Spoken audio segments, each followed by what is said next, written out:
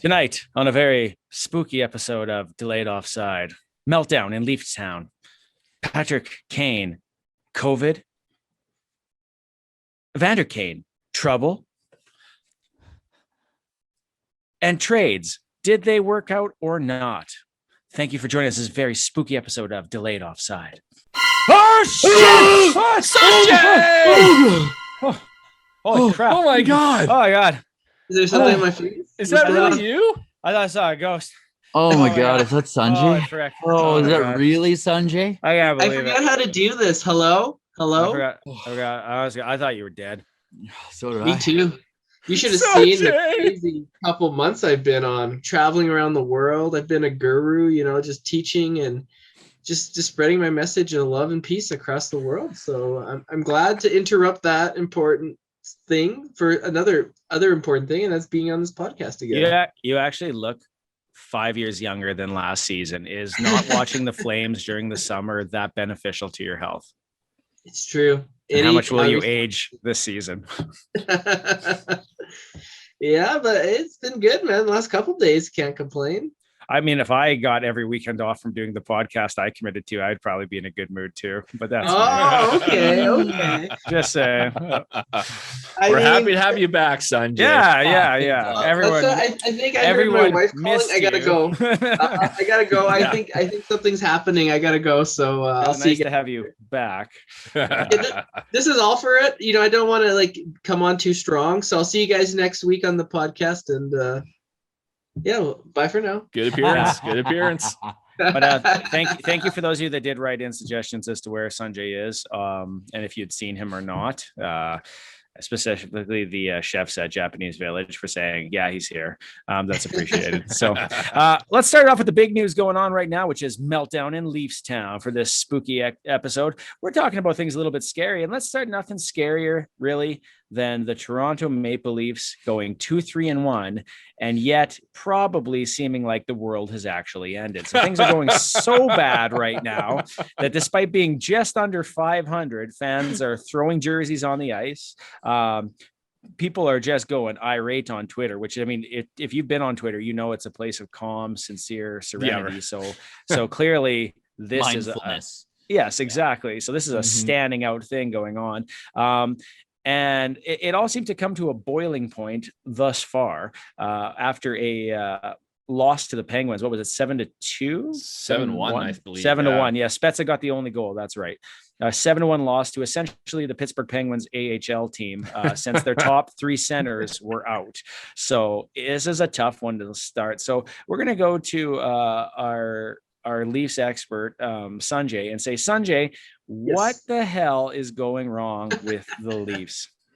I saw all this negativity, and I was fully expecting them to be 0-5, 0-6, and then I look, and they're only 2-3-1. I'm like, that's not bad. It's a decent start. It's not great, but it's not Montreal bad. So, Aaron Rodgers, when he tweeted out relax when the Packers were off to a little bit of a rough start, I think Austin Matthews needs to do that. He needs to channel his Aaron Rodgers and just tell everyone just to relax, because it'll come. It's still so early. I mean, there's so much to determine. There's still there's 75 games they have left, 76. So yeah, not many. Yeah. I mean, they really, you can't make up 1 point in 76 games, with the loser point and overtime. It's impossible to make up a single point. So, in all honesty, it's time to panic and sell everyone. All right, Sanjay, I don't want you around anymore. You can get lost. So, bye, guys. So Ryan, yeah, actually looking at this, what is going on? Why is this team not performing up to their standards? Now, I'll throw out some facts here after you start talking, but what's going on with this team? Why are they performing worse than people are expecting? I hate to say it's unlucky or they're not getting puck luck, but really for most of this run so far this season, that's what's happening. They've actually been dominating in terms of expected goals and scoring chances and shots, but their shots aren't going in. So you said you're going to throw some stats, but I already have some ready here. So okay, but these ones are even better because they're mine, which is that if you look at the lowest goals above expected since October 24th from JFresh, Mitch Marner is top of that list with negative 2.6 goals against, and John Tavares is negative 2.2, and Austin Matthews at negative 1.8. Yeah. So the goals above expected, they are substantially lower. These guys are expected to score goals, produce, put this team in a good position, and they are like actually dragging the team down to some degree here, right? As opposed to someone like Elias Lindholm, who leads the league at a plus 4.8. Right. But although leading in above expected goals for isn't actually a good thing, it just means you're getting incredibly lucky. But also you're playing better than. Yeah. So what that means is so if you are below like the worst at expected, sorry, what was it again? The goals expected or above expected, right? So if you're at the worst of that, I couldn't think of how that was all said. If you're at the worst of that, come back and throw everyone off. Is that how it works? I know. I'm just stumbling all over my words just from seeing Sanjay's face there. I just can't help it. So basically what that means, so Mitch Marner's at the top. So what that means is he's getting lots of chances, but his shooting percentage is really, really low. And that's why he's at the worst of that stat as compared to Lindholm, who hasn't had a lot of chances, but the puck has gone in for him, has a really high shooting percentage, and that's why he's at the top. Leave Lindholm out of this. He's perfect. Okay, leave him. He's perfect. No bashing Lindholm on this podcast. So, I'm not worried per se in terms of the Leafs play overall. They are second in the league in expected goals for per 60 at 5-on-5, second in the league, and eighth in the league at expected goal for percentage. So top 10 in both of those. So offensively, they're getting their chances, but their shooting percentage right now is at 5.84%, which is 23rd in the league. Okay, because JFresh put out a stat saying that they were 5.7, 32nd in the league for their shooting. Is that a 5-on-5 or overall? Not sure. Okay, mine's at 5-on-5, so maybe he's throwing power play and penalty kill into there as well. But basically, they're bottom of the league in terms of shooting percentage. And I mean, this team is usually a lot higher than that. I mean, their lowest shooting percentage in the past 3 years was like 8.5%. So I mean, you can expect that to return to normal at some point. So I'm really not worried about their offense. I'm more worried about their character, to be honest. Like, this is how it feels. And obviously this is an extension from the Montreal series. So you look at that Montreal series and basically the Leafs won every single statistical category, and yet they still found a way to lose. Then you go into this season and again, you're dominating pretty much every statistical category, and yet you're still losing. You're getting all these shots, nothing's going in for you. The other team isn't getting a lot of shots, but when they do, it goes in. And I think what's happened is this team has just gotten flustered and frustrated and rattled, and they look like they're off their game. The last two games, it looks like they've basically fallen apart. And that's where the disappointing part for me is. I talked about this last episode. I was really believing this team would come out with a chip on their shoulder, playing pissed off because they were embarrassed in that playoff loss to Montreal, and their team, their work ethic, their heart was all being questioned.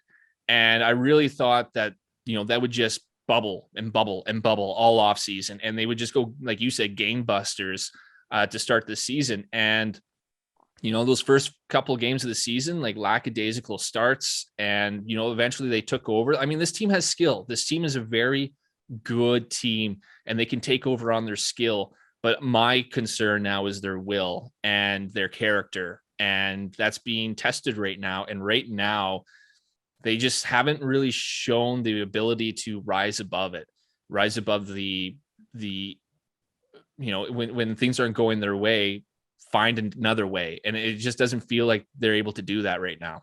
Well, minus the core, how much better are they than last year? I think that team's worse, to be honest, depth wise. I don't. I don't personally. Okay, so I mean, they miss Adam, Hyman. let's Adam talk first here. Adam, why All right, do go you for think it. they're worst? And then Ryan can counterpunch you, and Sanjay can just blink at the screen. Well, I'll blink with you, Sanjay. oh God, here comes the little hit. I mean, Zach Hyman's got 5 goals in 5 games for the Oilers. I mean, what left winger for the Leafs is stepping up? Are you actually asking me? Can I answer? Yeah, you can answer him. I thought he would say more than just that. I mean, like, we've seen Bunting score, we've seen Yep. Case score, we've seen snippets, right? Yep. But have we seen anyone take the reins other than someone who was supposed to take the reins and that people expected to take the reins 15 years ago for the Ottawa Senators and Jason Spezza, and right now he's the only depth scoring that they're really getting. You also lost some Consistent. leadership in Joe Thornton. I don't know how much he really counted for on the ice, but Right. I think agree. in the He's a room he blue was a guy. loved guy. Yeah. So go ahead. So, Fight I mean, him. when you say Give him depth, help, Elon. you know, I really wasn't thinking Hyman, because for me, he was on the top line, and I knew that line wasn't going to be able to replace Zach Hyman, and they're not going to be able to replace Zach Hyman. Not bad attitude.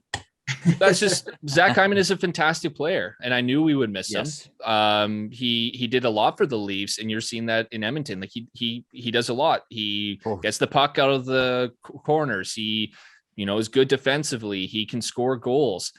I think Michael Bunting has been really good. I think eventually they're going to put him up on that top line, or I think they already did last game. I wasn't able to watch it, but obviously Nick Ritchie hasn't worked out.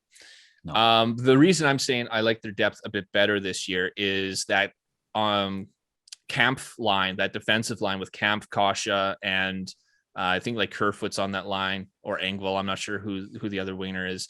They've actually been exactly what the Leafs have needed in terms of having a line that they can play in the defensive zone. That line, I can't remember what the number was, but they've basically started all of their shifts in the defensive zone, and that they still have positive possession numbers. So that's really good.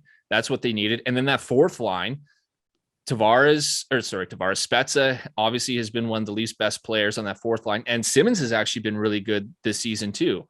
So it was last year until he got injured. In fairness, exactly. So, so I mean, as long as he can stay healthy and play like this, I mean, he's produced there. So our bottom six is actually doing well. It's our top six. And again, our superstars, what hurt us in the Montreal series, our superstars just aren't showing up. And when I say they're not showing up, it's not that they're not getting their chances, because they are. When you look at expected goals for across the league, a lot of the Leafs players, top players, are among the league leaders. They're getting their chances. They're getting high danger quality shots and attempts. They're not going in. They're snake bit. I don't know if it's in their head or they're just unlucky. I have no idea what's going on, but it just hasn't worked out for them. You know, by definition, shouldn't something like a high danger chance like almost universally produce? So you're saying they're getting all these high danger chances and then they're not scoring, but wouldn't that actually tell you that those chances might not be as high danger as they are? Like, not realistically, by definition? I mean, I guess we'll find out, right? Like, if by game 20 we're still seeing this, then there's an issue. But what happens is during the season, you're going to go through cold streaks. Right. Yes. Like Connor McDavid isn't going to end up scoring 250 some points or whatever the heck he's on pace for. It's not going to happen. There's going to be some point he's not going to score in a game, but he's still going to get a lot of great chances. But you might run into a hot goaltender. The puck might not be bouncing his way. Like, there's a lot of luck in hockey, and you're going to go through stretches where that puck luck or you run into a hot goaltender, all of that kind of works against you. And right now that seems to be what's happening against the Leafs. And the issue is, you know, like that game against the New York Rangers, they dominated that game. They absolutely dominated. They lost because Michael Hutchinson played like crap. They should have won that game. Like, they were all over that team. But it feels like these past couple games, especially this last game against Pittsburgh, it just feels like they're now off their game, because that whole series against Montreal, and now to start this season, it's like, you know, you're putting everything you can on net and you're getting all these great chances and nothing's going in. And it just feels like instead of finding a new way or getting pissed off or doing something out there or rising above it, they're falling apart. And that's how I felt against that, especially in that Pittsburgh game. It honestly felt like they've just fell apart. They They tied the game at 1-1. I read something like they outscored the opponent from that point 12-1, and then they let in 2 shots on 2 goals. And after that, they were done. They were done. Go ahead, Adam. I just have a follow-up question. Do you think the loss of Anderson could be playing into that as well? No, I don't think so. I mean, having Hutchinson as your backup right now sucks. But Campbell, other than the last game, Campbell has actually played very well. He was in the top 5 goaltenders at goals saved above expected at 5-on-5 in the league before last game. So, I mean, he's actually played really, really well. I'm not sure what those numbers are now after the Pittsburgh game. Right. He hasn't been the problem. He's outperforming Freddie Anderson, who's had a very good start to this season. And the problem was they couldn't afford to pay Freddie Anderson what he wanted to get paid, especially if Jack Campbell is going to be like your 1A goalie. You know, it just wasn't going to happen. But what does hurt is obviously Mrazek getting injured and then having to put Hutchinson in. Sanjay, having gone through this last year, with all the pressure on the team, is the coach in the hot seat? Is the GM in the hot seat? And what changes should they be making to make this team right this ship? If this was 31 other teams, I would say no. But it's Toronto, and the market is just so red hot for hockey that like any other start for any other franchise, and the fan base would just be like, yeah, okay. Doesn't even matter. Like, look at how Colorado's starting. Look at how Tampa Bay's starting. Vegas. Mm-hmm. A lot of good teams are starting like that, and none of their fans are hitting the panic button yet. But Toronto, heaven forbid, start 2-3-1, and all of a sudden everything is on the table. I do think, the GM is feeling a little bit of pressure. Maybe makes a knee-jerk decision and makes a trade that's ill-advised, thinking that he could get, a veteran for like a young player or something like that. Like I personally wouldn't, but I could totally see, ownership being kind of impatient and higher ups being impatient and making a decision that could haunt the franchise for many years if they don't turn this around. Because on paper, this team is a Stanley Cup contender. On the ice, they're not playing like it right now. And if this continues any longer, it's 6 games. If this continues another 10 games, 15 games, yeah, absolutely. So it's interesting because, I don't think Toronto sold out a game yet this year. I might be wrong on this, but I don't believe the last game was sold out. And traditionally, Toronto's been a very hard place to get a seat. It's like the prices are expensive. It's common that most seats are actually owned by businesses and filling out, but they're actually having sales there. And does the product also, if those seats aren't being sold out for the product, doesn't that also push for change? Well, I mean, there's COVID going on that restricting. I don't know what the Ontario restrictions are for sporting events, but if you look across the board, every place is not selling out. Calgary's home opener wasn't sold out. I don't know what Edmonton's was not as well. No. Yeah. So, I think it's just like the times we're living in, unfortunately, that it'll take a while before people feel comfortable going in to a building with 20,000 other people again. In an indoor facility, right? In an indoor facility. Yeah, absolutely. All right. So we're saying that they're getting chances, but they're not producing. We're saying that there's probably pressure on the GM or the coach to do something, to get something to go here. How long before an actual change occurs? And if so, what is the first thing you would do to try to actually, big move, small move, whatever you decide, to actually change up things on this team? We'll go with Ryan first because he's probably thought about this the most. So what's something you would do to change directions of this team? It would probably be a small change. So in terms of coaching, it's simply splitting up the lines, trying different line combinations, spread out your offense. Like maybe you split up Marner and Matthews, maybe put Marner on that third line, the defensive line, and just have him focus on defense for a bit. Like Marner's the one guy I feel that the pressure has really gotten to him, and he just seems really off his game. And I think, it's not that he doesn't care. I think he cares so much that he's not handling that pressure well. So, I mean, maybe you just put him in a position where it's like, hey, you know what? Your job right now is not to get points. Your job is to help this team defensively. And then once you're starting to feel better about yourself, we'll give you your shot back up there. Maybe something like that. I think Bunting has obviously deserved a shot up on that top line. I think Spezza honestly, like I know he can't play top 6 for the whole year, but right now this team needs an offensive boost. Throw him up there in the top 6 for a few games. Like he's the one guy that's going all out and putting up points. Put him up there. Obviously, Nylander's their best player right now. Put him on the top line with Matthews and Bunting, and then put, Tavares with Spezza and I don't know who, maybe Kasha or someone, and let that be your top 6 for a while. That'd be a small move in terms of coaching. And then in terms of GM, maybe you bring up Josh Hosang. I would say Nick Robertson, but unfortunately, I think he broke his leg, so he's going to be out for a while. He's had some unfortunate injury issues. But Hosang, I guess, has been producing pretty well in the AHL. Maybe you sign him to an actual 2-way contract and bring him up and try to insert someone new into that lineup. That'd be a small move. I really don't see a big move in terms of moving any of the core, because I think this could be Dubas's last kick at the can. Like if he thinks that his job is on the line, and he already stated that he is willing to bet his job on these 4 guys, I don't see that changing. So unless he's going to bring in, I don't know, a defenseman or something, maybe he moves out Morgan Riley and brings in someone else. I don't know, but I really don't see any big moves for this team. I really don't.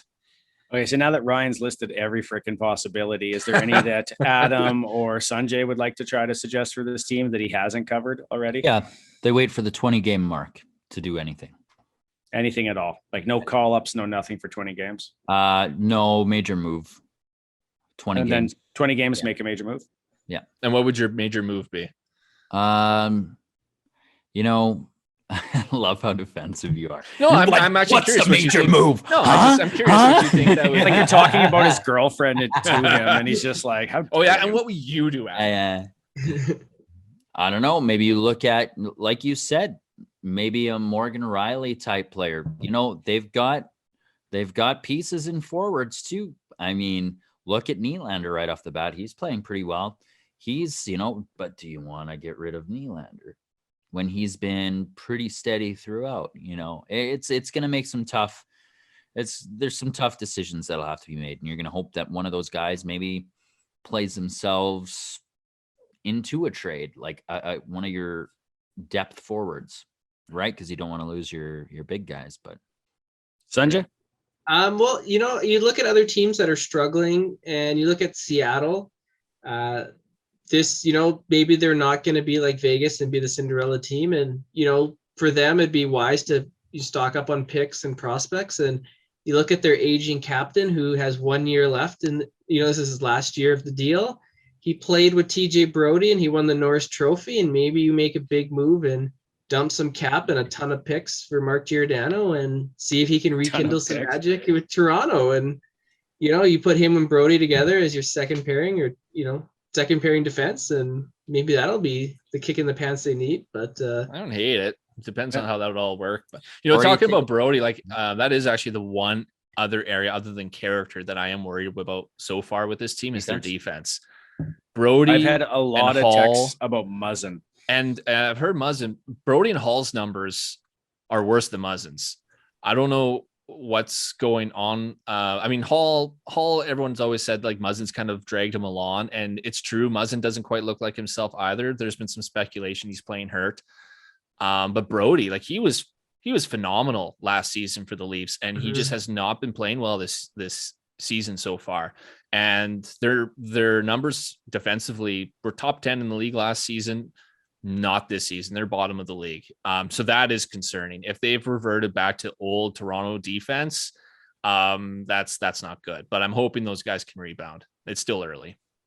It is. And I think the thing is that the way things ended up, like you'll read a lot of people's comments online, for especially Twitter, the way things ended last year hurt the fans as much as it hurt the team. And because of it, people have kind of stepped back. People are kind of like pissy, and their leash has gotten so short. And it's not like it's anything like a big deal or whatever. Like the record's fine, but how they lost to the Penguins did not help. No, like that's different if that's a 2-1 game or a 3-1 game. Yeah. But like they lost miserably, and people were already upset, and so it just compounded it.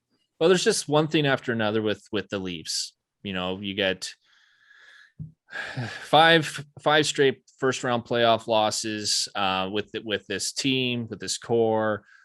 Two of which they should have won, especially in that one against Montreal. Like that one was just devastating. And then you just have all these embarrassing losses at the time too, like the David Ayres incident, or now the Pittsburgh AHL team. They can be a very frustrating team to root for. And it feels like honestly, it feels like a lot of fans have just given up on this team. Yes. From everything I've seen on Twitter. Like it's just like I just don't care about this team anymore. Like they've hurt me too many times. I'm not going to put myself out there anymore. This relationship is over. So that's too bad. Like they are a very, very talented team. They have some of the best players in Leafs history, but unfortunately, just things have not gone their way and they haven't risen to the occasion. So I don't know. Like I said, it's only, 6 games in.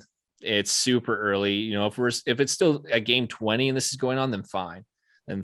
But I mean, we went through cold stretches. Like if people forget about that cold stretch we went through last season when both our goalies were hurt and Freddie was playing hurt. And it was like right after like the trade deadline, we lost like 5 or 6 games in a row and people were panicking then too. And then, things turned around and then you forget about it. So I'm hoping that's what's happening here. Yeah, it feels different though. It just does. Let's talk about some early season stuff. So there's been a lot of things that I guess kind of surprised people right off the bat here. The Oilers have gone 5-0. The Florida Panthers have gone 5-0. But some other teams are actually looking quite sharp right now as well. Detroit is on a hell of a streak. I think that I don't know the exact record, but they won in dominating fashion tonight. And they're not bottom of the league. San Jose Sharks have been very competitive in all of their games and are sitting right there in second, I think, in the Pacific right now, which is a weaker division, but still those games have not come against specific teams. So looking at the league, looking at the placement of different like where people are in the standings, who do you think is fake and who do you think is real? So we're going to go to our boy Sanjay here because we haven't seen him in so long. We miss his voice. And this way we could just hit him off the bat because make sure he checked all those things. But yes. who is fake and who is real? Okay. We just everyone do a fake team and then we'll do a team that we think's for real. How's that? Okay, sure. So we'll just do fakes? Yeah, do fakes first. Let's go with that. Go ahead, Sanjay. Okay, who do I think is fake? San Jose Sharks. They have a nice start. They're 5-0, 4-1, or whatever they are. Second in the Pacific, only to the Oilers. I don't think it's going to last. I don't see them in the playoffs come the end of the season. And, I think they're just playing above their, they're punching above their weight right now. And I don't think it's going to last. So Sharks are my fakes. And fakes can go both directions, right? Fake can be a terrible team being good as well. Ryan? Oh, yeah. So I have 2, and I basically just took mine off the stats. So I looked at, teams that are in the top 10 in points right now, but among the lowest in expected goals for. And those 2 teams, there's 2 teams that are in the top 10 that are in the bottom 10 for expected goals for. Pick one because you're going to steal mine. Well, no, I'm actually going. The one was what Sanjay said was San Jose, so I agree with San Jose. They're there, and St. Louis. The St. Louis Blues are among the lowest possession teams, and they're also one of the top teams in terms of PDO, which basically is your luck, and they're one of the luckiest teams. They're among the top 3 in PDO in the league. So St. Louis as well. Adam, I'm going to say the Buffalo Sabres. 3rd in their division. They have a 3-1-1 record. They've stunned everyone. And I think people are expecting them to be the Buffalo Sabres of old, where they could just walk in and get a win like last year. And I think that's going to tighten up. And I think they're going to drop in the standings. The team that I'll go with is fake is Colorado right now. Colorado is currently out of a playoff spot, which, I mean, this is early. Let's call it very early. Mm-hmm. But this is a team that I think most people expected to either win the President's Trophy, at least to win the Central. So I think that they're not playing up to their standard yet. And I think that that's part of the truth there, that this team is going to be better than they currently are. Let's go in the other direction. We'll go with Adam here for which team. What's your real? Who's your real here? Well, the Edmonton Oilers, and it's not because I'm a homer at all. No. It is not that at all. It's Edmonton, and it's looking like this core has really hit their stride, and they're getting timely goals, but they're getting many goals too, and they're getting it from all up and down the lineups, especially those first 3 lines, and their defense is looking as good, if not better, than last year. So, and they're getting their steady goaltending from Smith and Koskinen. So we've seen it, and I think they're real. Right. So again, going off the stats, so team that's in the top 10 in points and leading the league in expected goals for percentage, the Minnesota Wild. They are doing fantastic right now in terms of wins and possession. Nice. Sun Jazzy.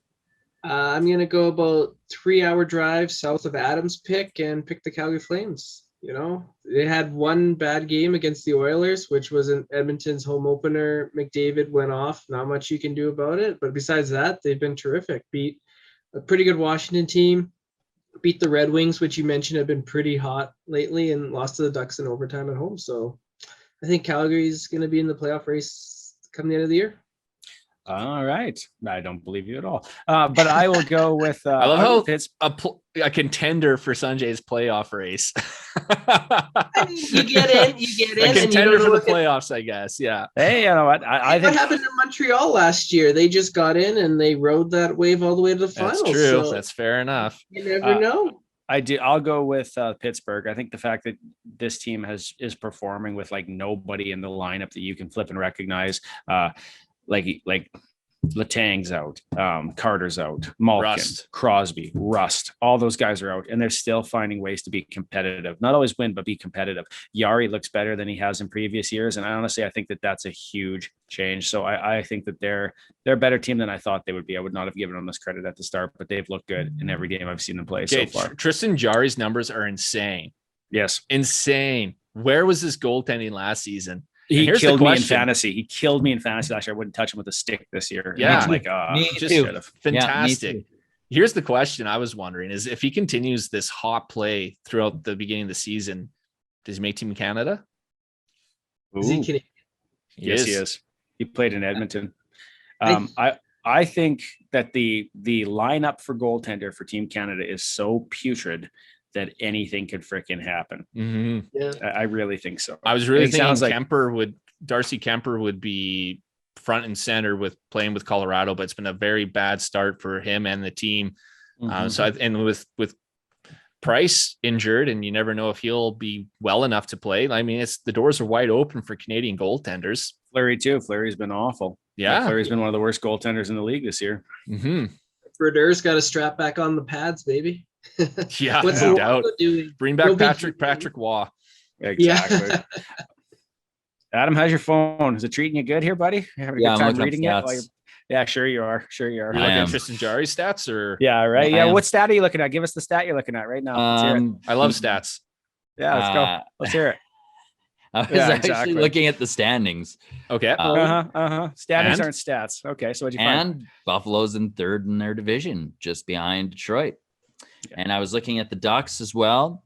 Thanks for giving everyone your full attention. I'm actually quite surprised that Vegas is at the bottom of the Pacific Division. Well, they've only won one game. Yeah. But you don't hear everyone on Twitter saying, to blow up Vegas, right? Or Tampa Bay.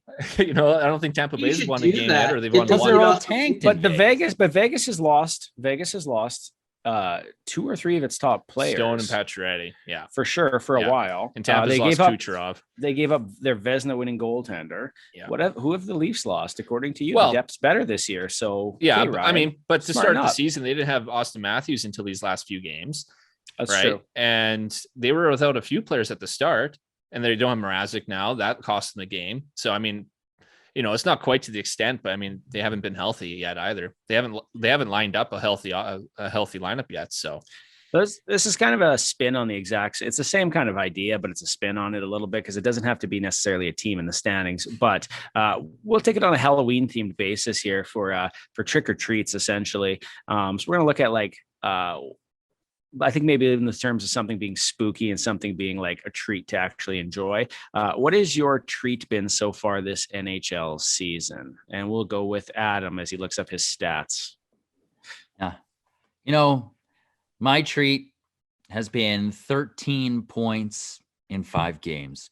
Connor McDavid just tearing it apart. The pace, I believe today I did 13 times 5 divided by 5 times 82. Yeah, and he had it was like One of you is a teacher. I want that to be It ain't known. me. It ain't. And I love teaching math too. So actually what I did was I went 13 times 14 because there's 5 times 14 is 80. And that gives us, and there's 82 games in a season. So I just rounded to 80. And it was 182 points is what he's on pace for if he keeps this pace up. But you know what? I think he's on pace for around 300. Sorry, He's what? insane. I'm Like, just You kidding. mean He you is think he's not going on to get pace for 300? 300. No, he's That's on pace for about 200 and it broke 200 though. Oh God, 13 divided by 5 times 82. 1 second. Yeah, This is the there math it goes. podcast. This, we go. hit this out. 213 points. There you go. 300. 213 points is what he's on Basically pace for. 300. Yeah. All right, no, that's fair. Though. He You has gotta round he has- up. Though. I was joking about the He's- 300, you smart asses. he's Anyways, effectively been a trap. my treat has been virtually the Edmonton Oilers. There's 5 players that are in the top 15 in scoring in the league, or at least were a couple days ago. All the additions they've had have contributed on the, first through third lines. Cody Ceci and Duncan Keith have been a solid second pairing that I've been pleasantly surprised about. I don't know, like Zach Hyman coming in too and watching him on the, getting shorthanded goals, getting power play goals, getting even strength goals. Like he could play with anyone. How about Evan I can play Bouchard? with anyone. Unreal. Yeah. Unreal. He's taken Barry's spot right now because Barry's playing like garbage. Right. I don't know. That's I very think impressive. His numbers are amazing. Yeah, it's For a unreal. young guy too, right? Yeah. He played last year, didn't he? Or just for a bit? He did, but he didn't get a lot of Not ice much. time. Not a He lot. was in the Okay. press So box a lot. He the stayed fact up that with the he's team though. he's playing Yeah. on top pairing now and doing that well, that's incredible for someone so young and not with much experience. That's amazing. Sanjay, what's your treat been? Yesterday, a little Calgary Flames player named Johnny Gaudreau got his 500th career point in only his 524th game. So it's been a treat to watch his career. I remember watching his first game against Vancouver. He signed the 1-year contract many years ago, played 1 game. It was Peter Mars' last game he called on the radio. So a little bit of synergy there, but it's just been a treat watching this kid's career and 500 points, no easy feat. He's 10th in scoring since he entered the league. So that's pretty impressive. And, it'd be a real treat if Brad Treliving would re-sign him for a couple more years and I get to watch him for a couple more years. So my treat's been Johnny Gaudreau, who's been having a really good start to the season. And finally, you, Ryan. My treat has been the Carolina Hurricanes continuing to troll the Montreal That's a good one. Canadiens. I That's a good one. absolutely love it, especially with how frustrating this beginning of the season has been for me as a Leafs fan. At least I can take solace in the fact that the hated rivals, the Canadiens, have had the worst start in NHL history for a team that made it to the Stanley Cup final. And then to just bury that knife into the wound. The Carolina Hurricanes go ahead and tweet about Kotkaniemi scoring against the Habs in his first game in Montreal. It's just beautiful, beautiful, beautiful, beautiful, beautiful. I love the Hurricanes Twitter account. They are just so entertaining. They know how to do social media right. They are fun. Do you want to switch teams? Because I think you'd have a lot more fun being a Hurricanes fan these days than a Leafs fan. I can go back to I can go back to cheering for Freddie. So there's that. That's true. And David Yeah. Ayers. You can take him. You ass. That's good. That was good. Oh my God. I'll take my treat as the shakeup in the standings. There's a lot of teams that were basically you had zero chance of thinking anything about them, and they've made some noise. Even if it's temporarily, it's actually made things kind of interesting. It's hard to look at Buffalo the same way. They look like a completely different team.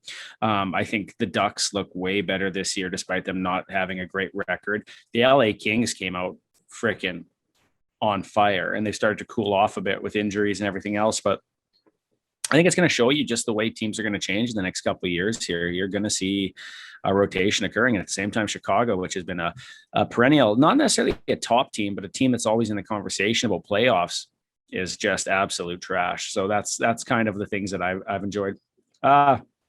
For the thing that we're going to say is our spooky thing, who wants to go first on that one? And what does that mean? What do you mean by Well, just something that's This like, sucks. yeah, sucks or scares you or you're worried about or something along those lines. All right, I got a doozy. You know, I was talking about Johnny Gaudreau getting 500 points in 524 games, which is pretty good. Unless you're like a member of the Oilers and you're McDavid and Draisaitl, like that's my trick. That's like watching those two tear it up. It sucks, man. Like I hate go watching the like standing, seeing the Oilers 5-0 and those two Oilers leading like the points, man. It's not fun. I miss when they were bad and they weren't very good. Now that they're good, like this sucks, man. It's scary for me. It reminds you of your childhood, doesn't it? No, growing up, the Oilers weren't very good when I was growing up. They were better, but they weren't like I'm not that old, but yeah, no, it wasn't. It's not fun, man. It's not fun seeing Edmonton first and McDavid first in scoring. I don't enjoy that. No. I'll go next. The thing that scares me the most right now is if you go look at how many people are on COVID protocol, it is huge, and it isn't just like random players; it's big players. For Chicago, they had Kane out. Letang was out for Pittsburgh. Scheifele, Wheeler, McKinnon. Like there's a ton of players that have been hit and struck with this already. And if you look at what's happened to certain players, sorry about that. If you look at what's happened to certain players, like their careers are potentially done because of it. So that is to me the scary thing. And it's going to be a part of the season for sure throughout it. And it could potentially derail your season. So that for me is the scary thing. My scary thing is my fantasy pool this year. I took Mitch Marner with my first overall pick. Obviously, he has not had a great start. And then I took Nikita Kucherov with my second pick, which I thought I was super smart about because I was going to take him with my first. And I thought, you know what? No one's going to remember him because he's not in our stat books because he didn't play last regular season. And I waited till he rolled back to me and I took him with the second. Everyone's pissed off and I was tapping myself on the back, believing I made a fantastic, shrewd move. And now he's out for who knows how long. And so I lost basically my top two picks have not produced for me and it has really hurt me in the standings. Adam? Mine is the start that the Chicago Blackhawks have had this year. They are now 0-5-1, and they're a disaster. So, you think Toronto's doing bad. Yay. Look at these guys. Who's going to make a coaching change first? Let's talk about Chicago. And there's two really good points that came up in this conversation I think need to get addressed, which is the Johnny Gaudreau situation, the contract, and the Chicago Blackhawks. The Chicago Blackhawks, I don't know if you saw the stats today, but essentially Seth Jones was on for all 5 goals against that were even strength goals. He is having an absolute garbage season, and he is going to get paid $9 million. And he's on Team USA. And he's automatically on Team USA, which is a surprise given that Adam Fox, won the Norris and still couldn't lock himself in a job, but at least he got out of Calgary, so that's important. So let's go into this. Like what has happened here, and what is the fix? Is Jeremy Costin, is he out? Is he going to be changed? Like, is he going to get fired here? Is he going to be the first coach we see removed? Yes, it's going to be him or Bowman. Escaping me right now. It very well could be Bowman. Like I honestly, I think he made some big moves already that, and he's already on the hot seat with this whole investigation. Yeah. Like I wouldn't be surprised no matter what happens, he's going to lose his job. Maybe this just makes it easier for the owners to can him now. It's true. That way they don't have to say it had anything to do with the investigation. The product on the ice is terrible and get rid of him. But he hasn't had a bad history with coaches here. We're looking at 3 coaches. He came in, he fired Savard, he brought in Quenneville. Quenneville had a hell of a run. And then I think since then they just moved on to Jeremy Colston. And so I have to imagine now he would at least get one coaching change or something, wouldn't he? Politics, man. And to be honest, I don't even know if it's coaching, it's the team. Like this team hasn't been good for a long time. And I've said this before and I'll say it again. I think the team should have been blown up and started an actual rebuild instead of trying to build around this aging core that hasn't been able to get in. I mean, they have gone to the playoffs, but it's all been circumstantial. They haven't really been a good team. And so I didn't understand why they were bringing in these big pieces, believing that could get them over the top, because at the very most, it was going to make them a bubble team. In my eyes, it wasn't making them a contender. So what's the point? And you have Patrick Kane, who still produces at an elite level that could bring you in some solid returns. I don't know what Jonathan Toews would get you at this point, but the year before he left was he injured or sick? He was sick. He was sick, right? He had I can't remember what it was, but he has an illness essentially. Right. The year before he didn't play because of sickness. He had a fantastic comeback season. So, I mean, you could have probably gotten something for him at that point in time.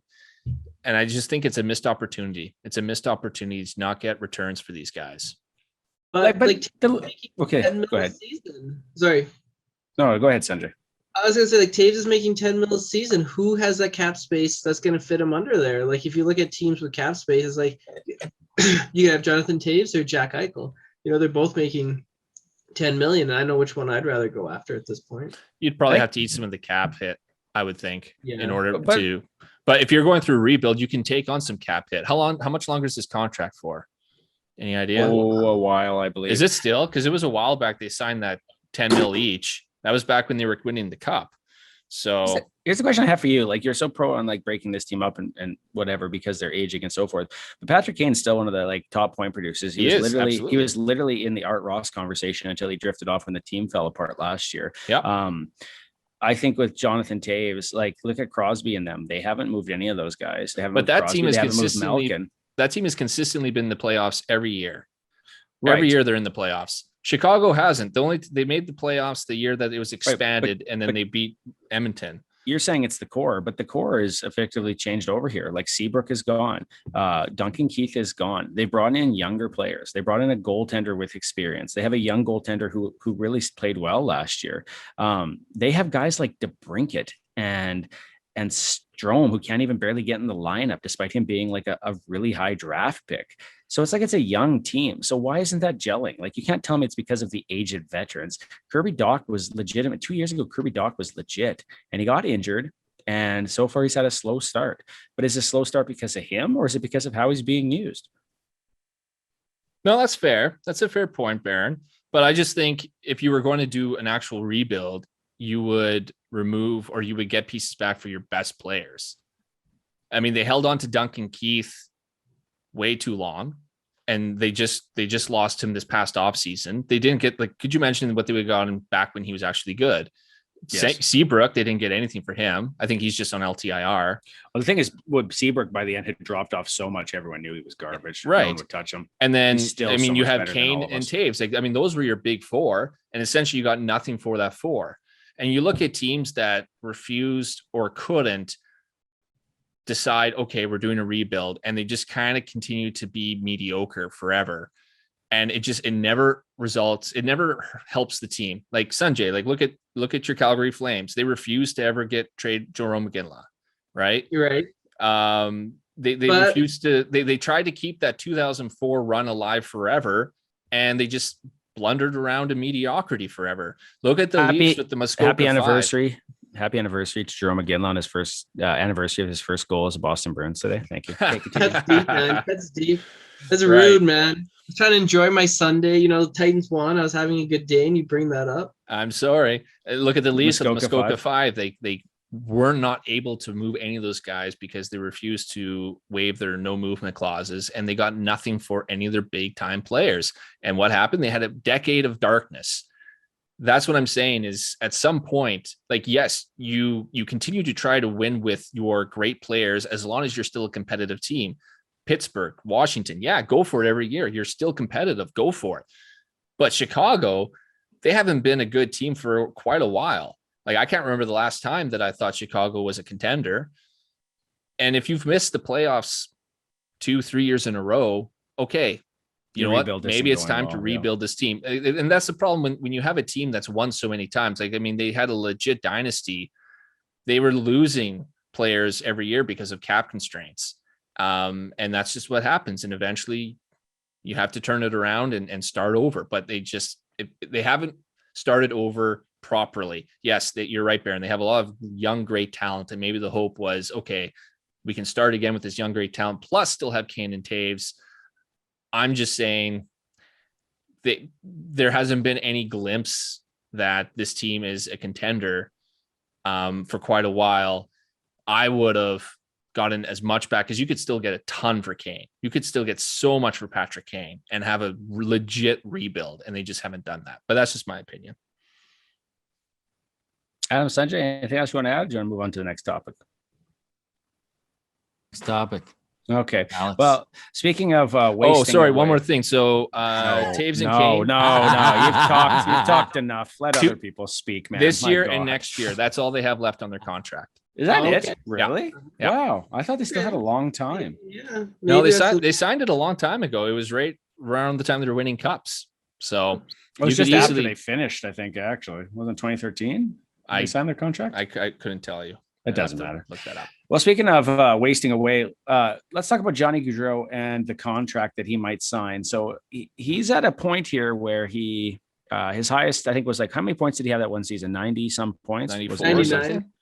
Was it 99. 99 points? I think it was 99. Yeah, I was just on Wow. the cusp of 100. So Yeah. 1 year he had 99 points. But he's starting to get older. He's been a long-standing Calgary Flames player. But Sanjay's made the comment that he would love to see him re-sign, as opposed to the Pilon rebuild. Trade him now and get some parts for him.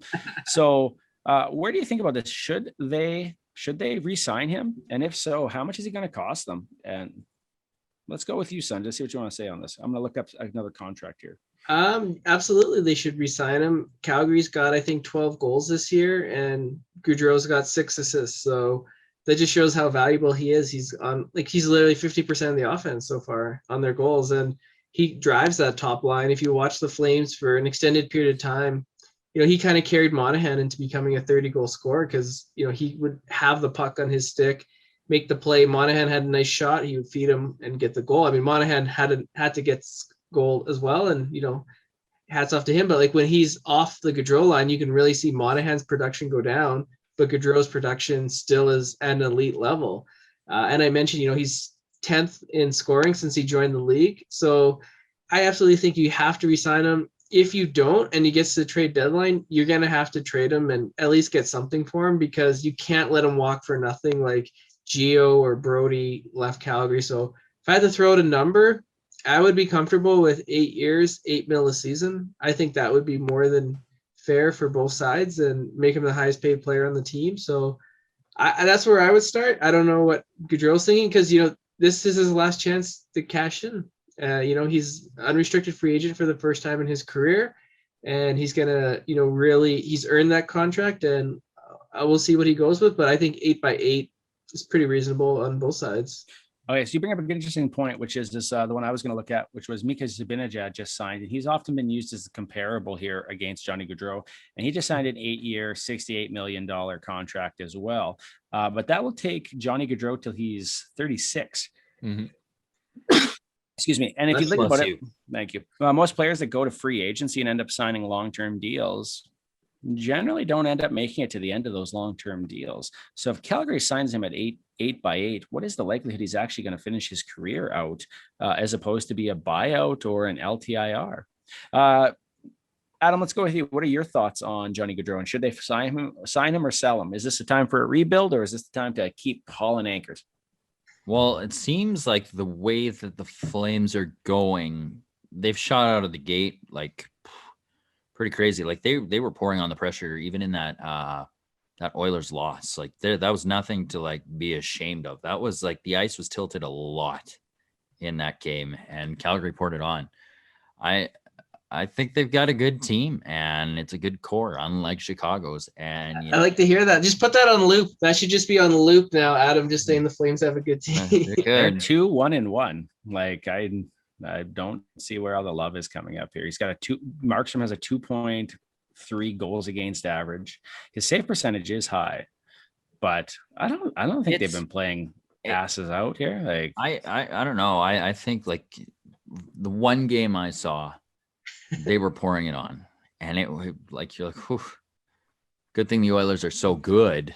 Well, that's just because they're playing against the Oilers. Yeah, like one of the worst defensive teams in the league. I don't know. I think maybe you may want to try to sign, like, because does Johnny want to go home to New Jersey? That's another thing, right? And does he want to play for probably his favorite, like, you know, where's his picture with his New Jersey pajamas? Right? Or his New Jersey bed sheets? Yeah, bed sheets. Right? I think it was the Flyers. I think it was the Flyers or the Devils. I can't remember. It's one of those two teams that he like grew up loving. Devils Exactly. are the hometown team, but he has a connection to the Flyers.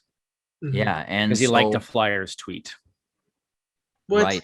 Oh my He god. liked the Flyers tweet years ago. So it's interesting, and ultimately he's driving the ship now, right? With the contract negotiations. Obviously, like, you know, you got to see what goes into this is like culture within the room, right? If your team's going well and you've got a good thing going with your team, you probably want to stay. But if it's kind of garbage, like, you may want to breathe some fresher air in a different market. And that's going to be tough for him. Or it might not, because like he's playing against McDavid. But one of the interesting thing that comes up here is whose team is this? Is this Gaudreau's team, or is this Kachuk's team, or is Kachuk going to leave, or is Gaudreau going to leave? It always seems to be that, are they going to leave? Rumors kind of circulating around the Flames' top players. So the question becomes, like, if Johnny signs, it's probably his team. If he doesn't, then it's probably Chucky's team. And that's going to be an interesting thing move forward. You can't have both? Well, I don't know. Can you? There's a question for you, Ryan. Feel free. Well, I don't know. Do they get along? It seems, and I don't know. I don't follow the Flames very, super close. Yeah. So Sanjay might, have read more about this than me, but it seemed like there was some issues in the locker room for months, and he doesn't know what the hell's going on. You know what Sanjay was doing? Sanjay was doing some investigative reporting getting in with the Calgary Flames, getting to know all the PR guys. And, he's going to have a lot of great info for us. So that's what he was doing. Boots on the ground, ear to the floor, doing that hard work. Right. I don't know. I guess it just depends. What is that locker room chemistry like? It seemed like there were some issues after that whole Kachuk Muzzin incident last season. And it seemed like Kachuk was unhappy that his team didn't, support him. I don't know if all that issue has been dealt with or not. Calgary's a curious one for me because their numbers overall usually aren't too bad. And it seems like they're almost going through sort of what the Leafs are, in that it's a lot of their head or their attitude or chemistry or something that you can't put a statistic to is what's affecting them. And so I don't know. I guess it would just depend on, have they patched things up? Are they good buds now? Are they not liking each other? If it's one of those things where, it's me or him, then who are you going to choose? But I don't know. I have no idea. If they're back to being pals, then maybe you can have both.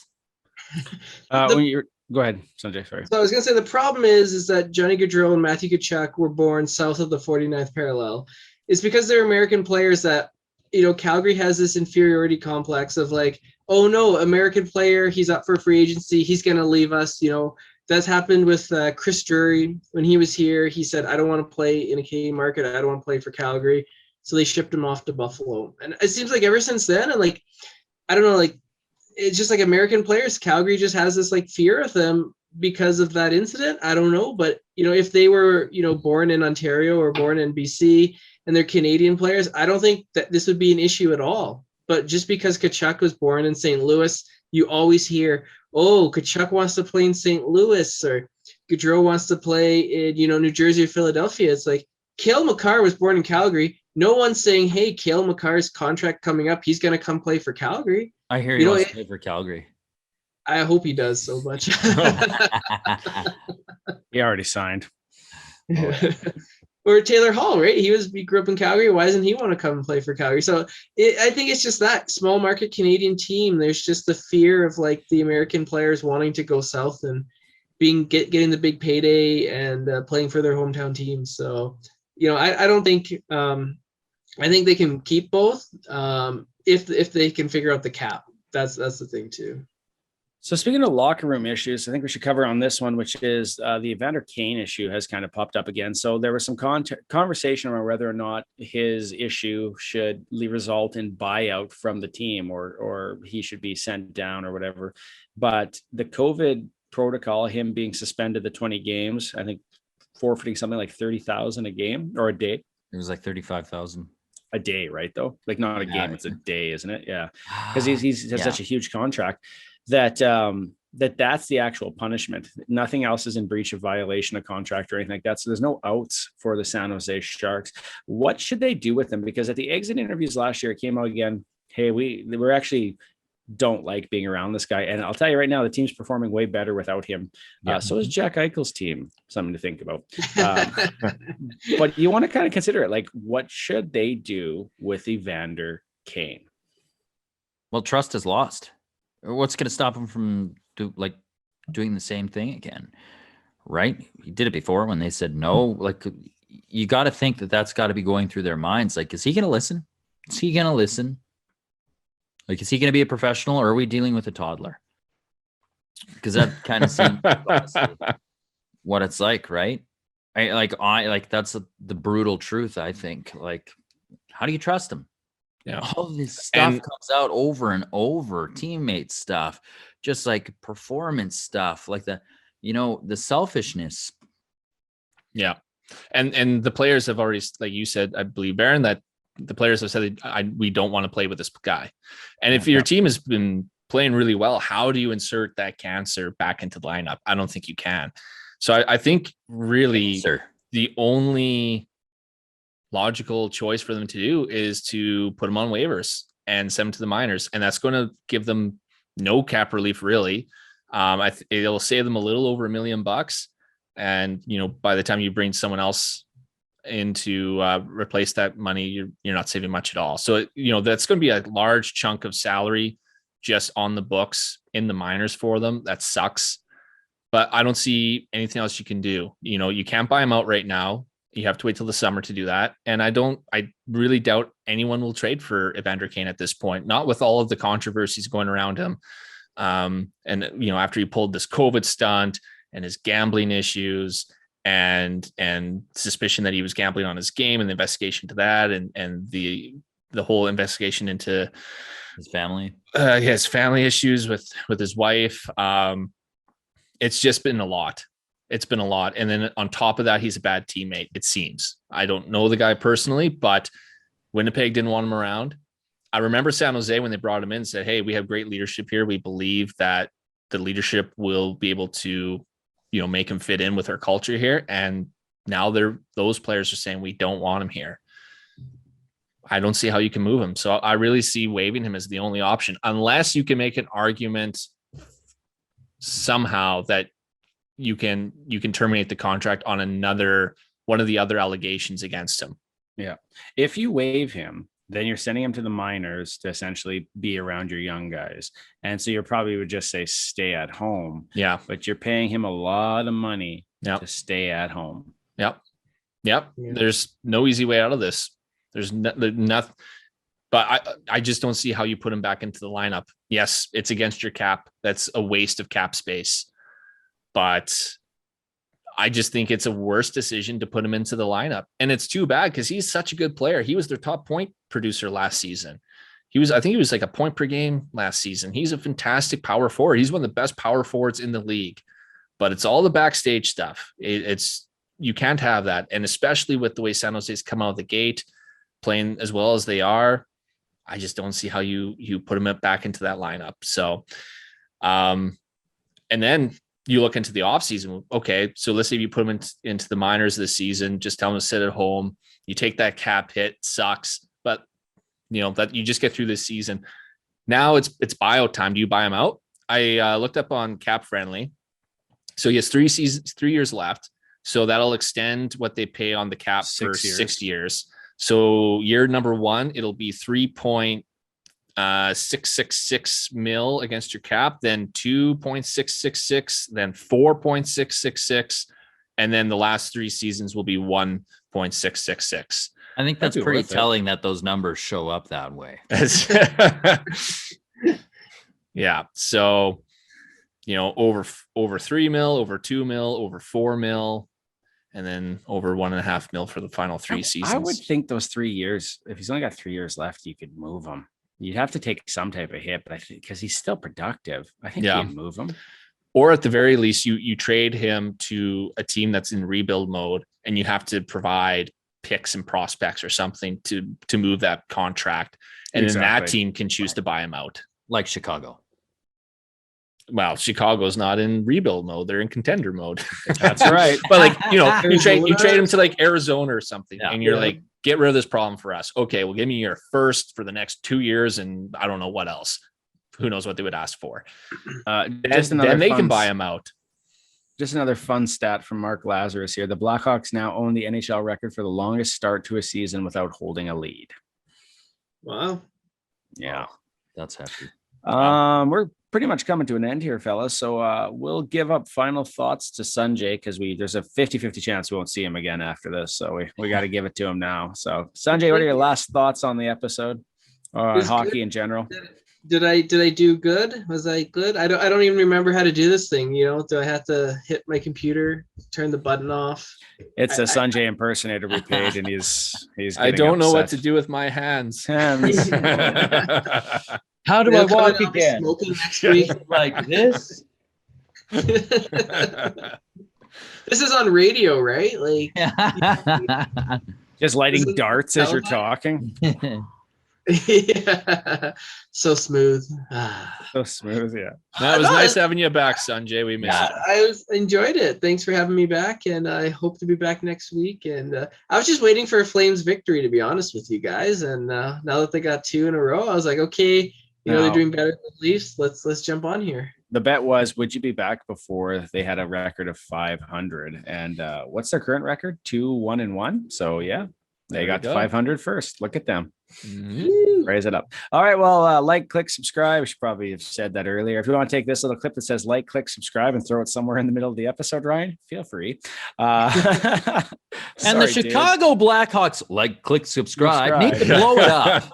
And then Mark Lazarus has the fact that like, click, subscribe. Feel free to reach out to us on Twitter and all the other platforms. It's always good having stuff. Thanks for the comments online and the new subscribers. Welcome, you poor buggers. And with that, I'm Baron. I'm Adam. I'm Ryan. All right, let's go, guys. Good episode. Oh, shoot. Yeah. I'm Sanjay. This is Delayed Offside. Thanks for listening, you guys. Delayed Offside.